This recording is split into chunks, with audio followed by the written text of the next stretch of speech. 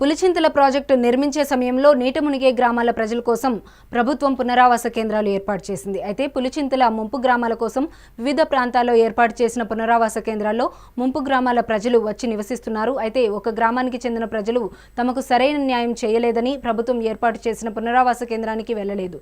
దీంతో నిర్వాసితుల కోసం ఏర్పాటు చేసిన పునరావాస కేంద్రం అనేది నిరుపయోగంగా మారింది. ఎందుకు ఆ గ్రామ ప్రజలు పునరావాస కేంద్రాన్ని వద్దనుకున్నారు? ప్రభుత్వం ఏర్పాటు చేసిన ఆ పునరావాస కేంద్రం ఎక్కడ ఉంది? నమస్తే, నా పేరు పరాశరం అయ్యప్ప. మాది సూర్యాపేట జిల్లా మఠంపల్లి మండలం మట్టపల్లి గ్రామం. మా మట్టపల్లి గ్రామానికి ఉన్న ప్రధాన సమస్య 2006లో పులిచింతల కేటాయించిన గ్రామాల్లో మాది ఒక గ్రామము.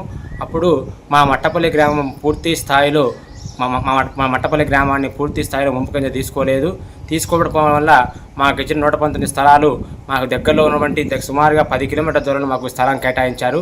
అక్కడికి మా గ్రామాన్ని పూర్తిగా ఈ ముంపు కింద తీసుకోవడం వల్ల మా వాళ్ళు చాలామంది వెళ్ళలేదు. రీసెంట్గా 48 మందికి అక్కడి నుంచి ఇక్కడ కేటాయించారు.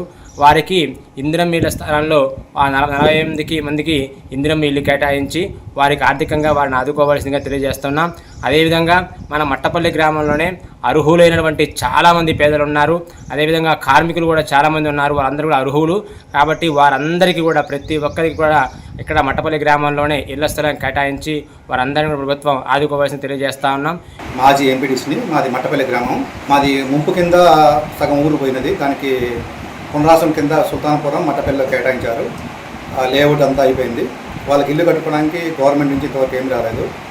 గవర్నమెంట్ కాంగ్రెస్ పార్టీ గవర్నమెంట్ ఇప్పుడు ఇందిరమ్మ ఇల్లు ఇస్తారు కాబట్టి ఈ పునరాసం కింద ఎంతమంది అయితే ప్యాట్లు ఉన్నాయో పులిసింతల కింద పోయిన వాళ్ళకి ఈ పూర్తిగా టోటల్ ఎంతమంది అయితే ఉందో వాళ్ళకి 5 లక్షలు ఏదో వస్తుంది కదా, దాన్ని పెట్టి మొత్తం ఇందిరమ్మ ఇల్లు కేటాయించాలని కోరుకుంటున్నాం ప్రభుత్వాన్ని.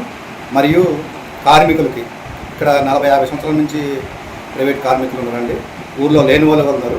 మీరు మట్టపల్లిని ఒక ప్రత్యేకమైన దృష్టి పెట్టుకొని గుడి ఉన్నది, చరిత్రాత్మకమైన గుడి ఉన్నది, దాన్ని దృష్టిలో పెట్టుకొని దీనికి ప్రత్యేకమైన కోట కేటాయించి ఎక్కువ ఇండ్లు పులిసింతల వాళ్ళకి ప్లస్ మా ఎంప్లాయీస్కి కార్మికులు ప్రైవేట్ కార్మికులు 40-50 సంవత్సరాల నుంచి ఉంటున్నారు.